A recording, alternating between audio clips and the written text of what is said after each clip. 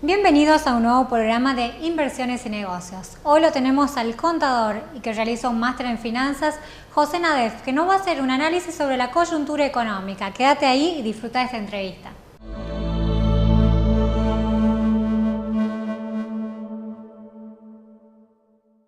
Bienvenidos a un nuevo programa. Para analizar la coyuntura, qué es lo que está pasando, estamos viendo que hay que hacer dos tipos de análisis. Uno a corto plazo, que es hasta el 10 de diciembre, y otro un poco más a mediano o largo plazo, que le tocará ya al que asuma el 10 de diciembre, sea Macri, Scioli o Massa, y para saber qué es lo que va a pasar. Para eso hemos invitado a un experto en el análisis económico, que es el contador público José Nadef, que además es máster en finanzas en el sector público, es ex diputado provincial, es ex presidente de la Comisión de Hacienda y Presupuesto también, ex vocal del Tribunal de Cuentas de la provincia, también es ex gerente de área técnica, Auditoría General de la Nación, y podríamos seguir enumerando otras funciones que él ha cumplido.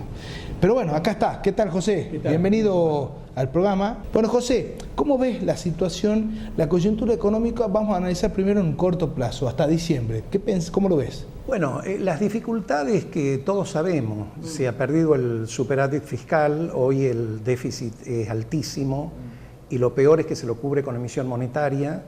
La emisión monetaria es inflacionaria, a pesar de lo que decía la expresidenta del Banco Central, Marco del Pont, que es una etapa de altísima inflación, y que de alguna manera también sostiene Kicillof cuando dice que la emisión monetaria no genera inflación y que eso es una falacia. Hay una inflación muy alta, mucha emisión como consecuencia de ese déficit. Hay una caída de las exportaciones muy fuerte. En relación al año pasado han caído un 20% las exportaciones. Tenemos un peso sobrevaluado, como en las épocas más duras de Krieger-Bacena, de Martínez de Oz. O sea, que desde lo ideológico, digamos, esta sobrevaluación del peso es conservadora. No hay ningún rasgo progresista dentro de esta política económica, porque en el fondo lo que se hizo fue aumentar extraordinariamente el gasto público y castigar al sector productivo. Si se va a aumentar el gasto público, es de esperar, en primer lugar, que las prestaciones mejoren.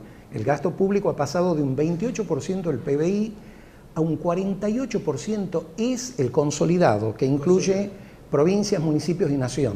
Es más alto que el de Canadá y el de Estados Unidos, que supone que los países más avanzados, como los países nórdicos, tienen un alto componente de gasto público, su PBI, pero se traduce en prestaciones extraordinarias. Acá las prestaciones se deterioraron, a pesar de que la cobertura se amplió. Se duplicó el presupuesto, pero... Se duplicó y las prestaciones se degradaron. ¿Por qué? Porque todo va dirigido a sistemas improductivos, pero a la par se castigó al sector productivo. Ya que vas a aumentar el gasto público, al menos mima al sector productivo para que el sector productivo, vía impuesto, vía alta producción y por lo tanto vía impuesto, financie el gasto público. No, se castigó al sector productivo, como todos sabemos.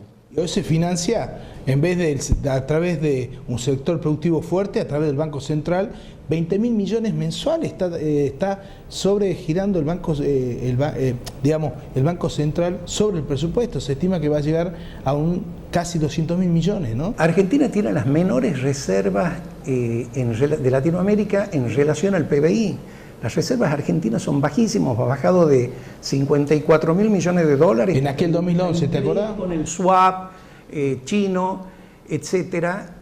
Hoy Bolivia tiene una de las reservas más altas del mundo. En relación a su PBI, Bolivia tiene una de las reservas más altas del mundo, está en 18.000 millones de dólares.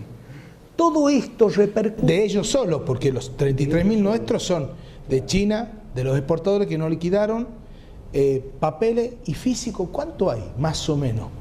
Físico real. Físico real es una cifra difícil de sostener. Pero no son los 33.000 que dicen tener. Hay que deducir de eso los papeles, hay que deducir lo que tienen los bancos, etcétera. Entonces, y ahora hay que pagar el BOD en 2015. Eso, ¿cómo se afronta eso?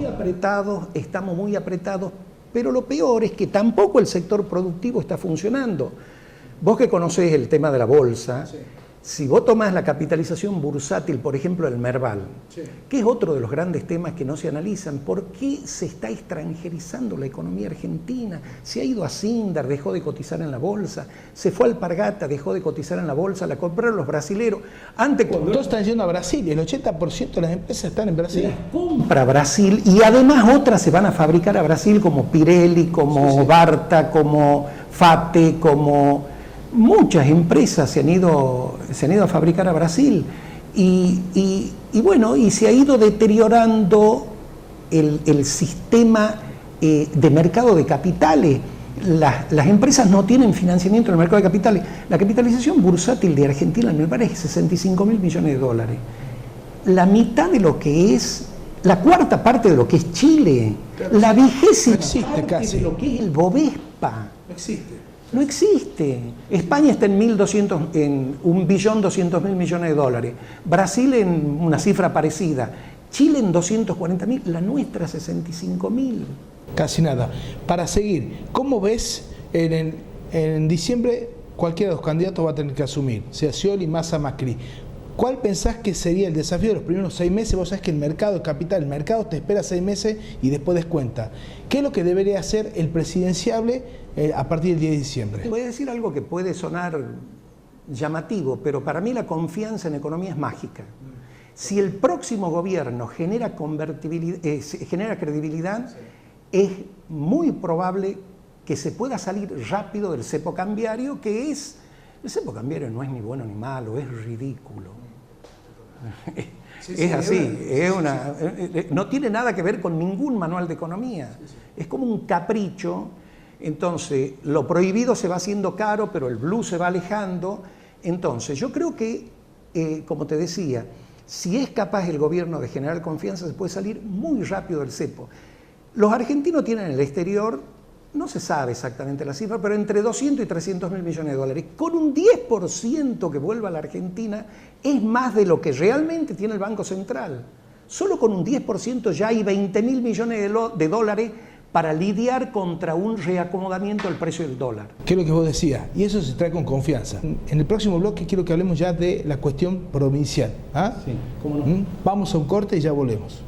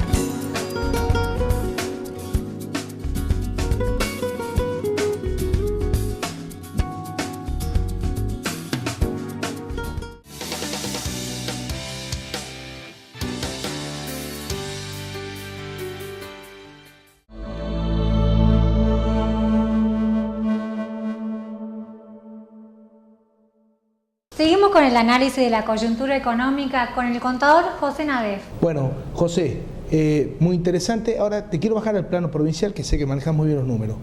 ¿Cómo ve la crisis azucarera y cuál sería la salida? Bueno, teórica, por supuesto, ¿no? Digamos. El sector azucarero es el sector más importante de la provincia, a pesar de que está muy castigado. La bolsa de azúcar sigue en 200 pesos en los últimos 4 años.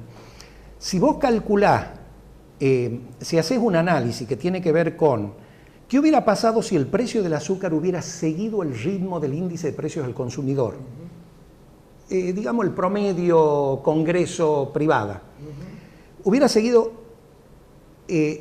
hubiera ingresado a la provincia 2.000 millones de dólares adicionales, que se parece mucho a la cifra del valor que permitiría subir el precio del azúcar sin caer en la posibilidad de importar de Brasil, ¿no?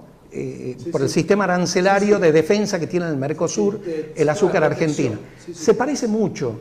O sea que hubo mucha sabiduría en ese tipo de arancel. Muy bien, ¿qué se puede hacer?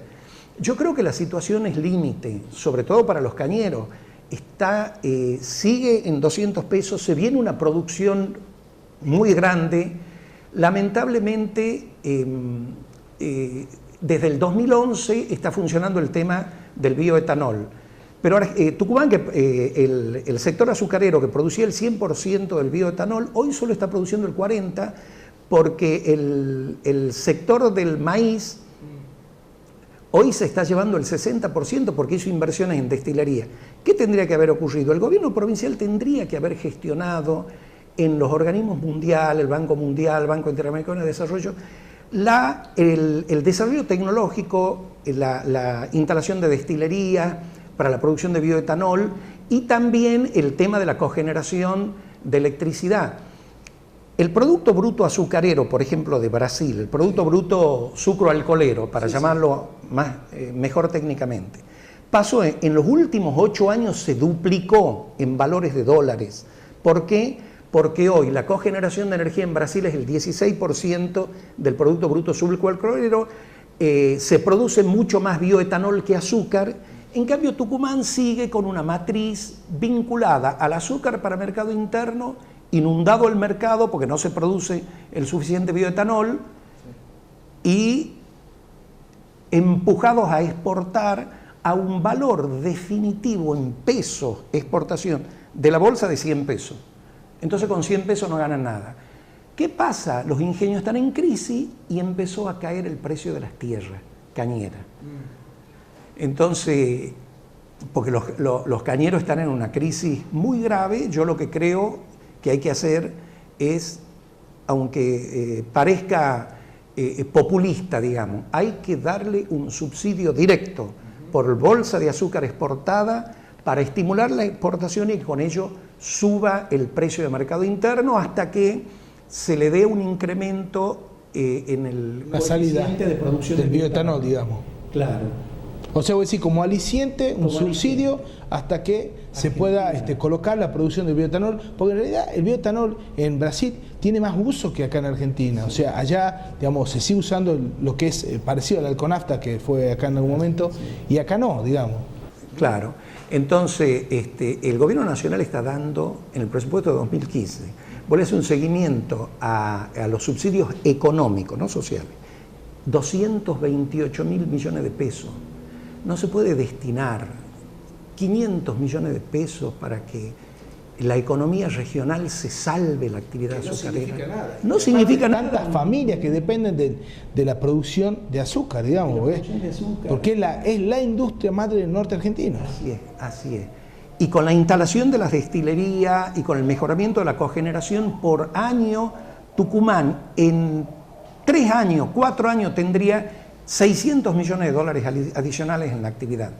Entonces, esa es una salida, para lo cual hay que impulsar la actividad. Hasta ahora el IPAT, el Instituto de Promoción del Azúcar, no ha funcionado porque su tarea era sostener el precio del azúcar y no lo hizo. O sea que, en definitiva, digamos, si se tomaría como un buen plan, digamos, sería que el Estado subsidie este año como un placebo.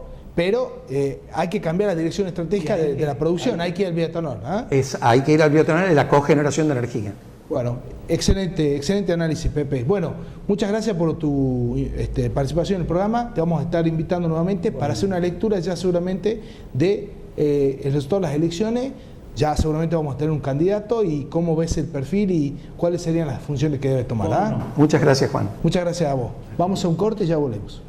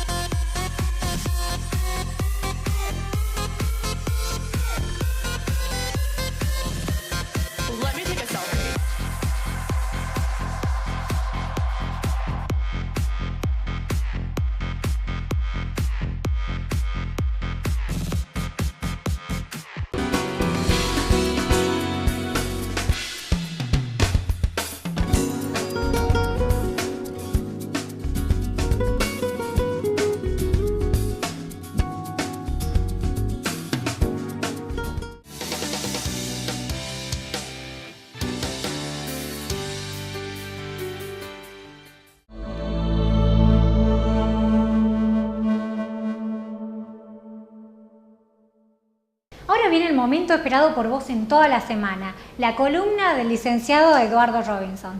Como siempre, seguimos con la habitual columna de economía de Eduardo Robinson. ¿Qué tal, Eduardo? ¿Cómo está? ¿Qué tal, Juan Luis? Y puntualmente hoy, ver qué es lo que está pasando en China. Sabemos que es hoy la segunda economía del mundo y en un par de años ya será prácticamente la primera. Y bueno, la bolsa cayó hace un par de meses, que viene con ciertos altos y bajos, pero bueno, contanos un poco qué es lo que está pasando. Bueno, la situación de China es que empieza a cambiar un poco su modelo. Vos sabés que el modelo chino es un modelo de crecimiento, en general ha sido un crecimiento muy agresivo por bajando costos, bajando salarios, tratando de ganar mercados y posicionando mercados, y por supuesto eso ha hecho que sea un país con una dinámica exportadora realmente muy importante y sobre todo, digamos, hacia los mercados europeos, hacia los mercados de América Latina. Entonces está y con bajo consumo interno, entonces está virando, ese tipo de economía está virando, quiere que haya un poco más de fortalecer su mercado de capitales. Entonces bueno, digamos, se está tratando de fortalecerlo al mercado de capitales, se lo hace desde el Estado, por supuesto, poca participación del sector privado en esos mercados, y lo que está sucediendo hoy es que, claro, cuando cae la bolsa o cuando vos querés incorporar reglas capitalistas, reglas de lo que tiene que ver, digamos, con el funcionamiento del sector privado, que es riesgo. Cuando vos comprás una acción de la empresa tal o cual, te sometés a cierto riesgo, asumís un riesgo de cómo le puede ir a ese sector, cómo le puede ir a esa empresa en particular. Bueno, un poco lo que quiere China es que no haya variaciones en su mercado de capital. Es decir, quiere algo muy sui generis, llamarle así, que es que la bolsa, que se mueve en base a expectativas, que se mueve en base a lo que tiene que ver, digamos, con formación, digamos, de cómo van las empresas, de cómo, en fin, una serie de factores que van impactando, pero que en definitiva tiene que ver con cómo observás vos como operador, como comprador, etcétera, los mercados. Bueno, un poco el Estado, vuelvo con esta idea, el Estado quiere preservar a China o al mercado de capitales todavía muy pequeño en China de esos vaivenes normales que tiene hoy por hoy China. Es decir, pasar de una economía básicamente de exportación y ligada y de ahorro a una economía un poco más de consumo interno, de desarrollar más el mercado interno, de potenciar más ese mercado de 1.200, 1.300 millones de personas que consume, es decir, un poco volverlo internamente. Y está teniendo problemas de deflación. China está problemas de deflación. Así como nosotros tenemos problemas inflacionarios, que no sabemos cómo controlar la inflación, bueno, China tiene el problema inverso. Tiene problemas de deflación de precio. Entonces está virando su, llamarle así, su modelo económico, y eso por supuesto está trayendo algunas fricciones internas y también externas. Lo concreto es que por supuesto eso ha llevado a que pierda la velocidad crucero con que venía creciendo la economía china, que venía creciendo al 9% durante muchos años, y hoy es, digamos, ya cuando crece al 7%, 6,5%, por supuesto, el mundo, como vos decías en la introducción, hoy es la segunda economía y es una economía que es pilar hoy del mundo, ¿está? Con lo cual, si hay problemas en China, hay problemas también en el resto de los países asiáticos, y por supuesto también eso impacta a economías como la nuestra, que son claramente economías de materias primas, proveedores de materias primas y de alimentos, y por supuesto el mercado chino ha sido en los últimos años un gran comprador de esas materias primas y ha permitido, entre otras cuestiones, todo esto que hemos visto durante estos 12 años en la economía argentina, ¿no? Eduardo, ¿y los 3.000 millones que perdió China, cómo impactarían eso en su bolsa? Bueno, 3.000 millones de dólares en la economía china, digamos, el impacto es, digamos, no es demasiado. Digamos, son 6 PBI nuestros. Digamos. Son 6 PBI nuestros. Para tomar dimensión, digamos. Tomar dimensión, claro. Para ellos es nada y para nosotros son 6 años, digamos. Son 6 PBI, una idea, digamos, bastante, sí, es correcto lo que decís respecto de que la dimensión, ¿no es cierto?, que tiene el impacto. Es un impacto fuerte, pero como te digo, todavía el mercado de capitales chino, pese a estos 3.000 millones que mencionás, todavía sigue siendo un mercado relativamente acotado, para llamarle así, para pocos, no es por el momento, para esa economía, la segunda hoy en el mundo, no es demasiado volumen. Si bien ha perdido y si bien los operadores están siguiendo el tema, hoy por hoy, digamos, se ha logrado ya en alguna medida estabilizar eso y reducir esas pérdidas. Entonces el impacto no es tan grande a veces como incluso lo ha puesto la prensa, pero por supuesto para nosotros China es muy importante. Y lo que tiene que ver con los Estados Unidos también es importante por la posibilidad de que Estados Unidos antes de fin de año suba las tasas de interés.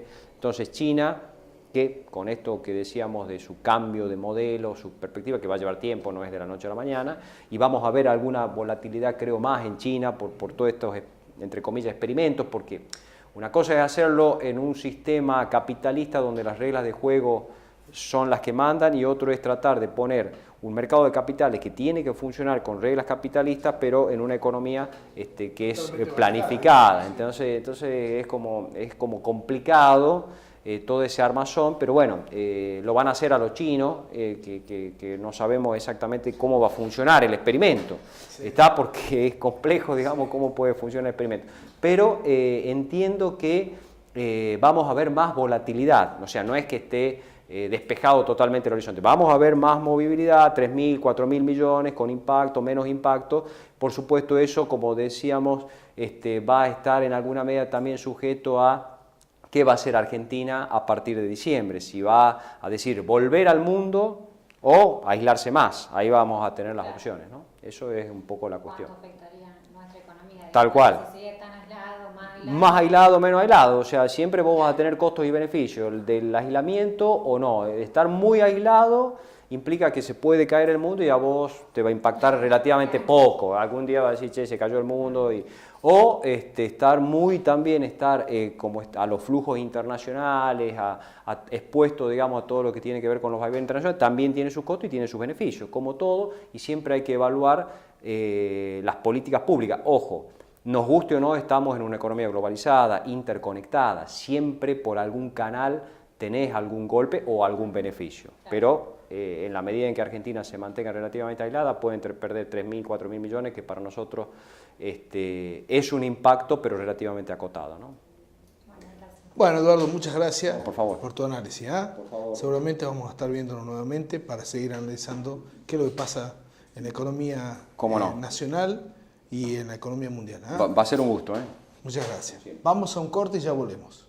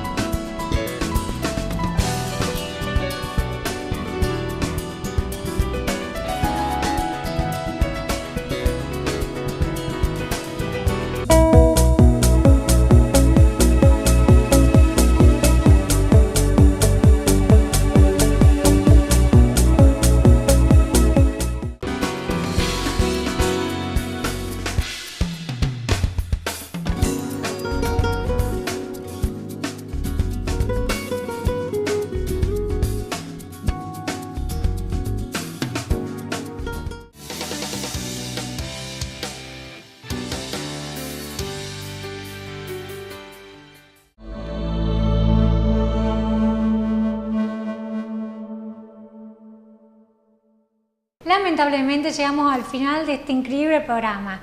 Como siempre quiero agradecer a Jesús, estilista contemporáneos, por peinarme y a María Victoria por vestirme. Nos vemos en el próximo programa.